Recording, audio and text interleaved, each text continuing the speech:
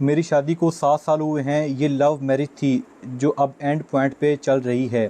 Question is that جب نکاح ہوا تو نکاح نامے میں 5 کلے زمین اور 8 تولے گولڈ لکھوایا تھا. تو اس طرح نکاح نامے میں لکھنے کا کوئی قانونی حیثیت ہے؟ اگر میرے ہسبینڈ مجھے چھوڑتے ہیں تو کیا زمین اور گولڈ مجھے ملے گا یا پھر بس باتوں کی حد تک ہے؟ دیکھیں، اگر آپ یہ دیکھا جائے گا کہ جو نکاح نامہ ہے اس کے کون سے کالم میں یہ لکھا گیا تھا. اگر کالم نمبر 21 میں لکھا گیا ہے تو پھر آپ کو یہ لازمی ملے گا اور آپ اس کو کلیم بھی کر سکتی ہیں، کیونکہ آپ کا جو حق مہر ہے وہ آپ کو لازمی ملے گا. اور جو کنڈیشن جس شرط پہ لکھا ہو گیا ہے کہ اگر آپ کھلا لے رہی ہیں تو پھر آپ کو نہیں ملے گا. اگر آپ ڈیزولیشن آف میرج یا طلاق کے ذریعے سے ہو رہا ہے تو پھر آپ کو ملے گا. اب یہ دیکھنا ہوگا کہ اس پہ شرط کون سی لکھی گئی ہے.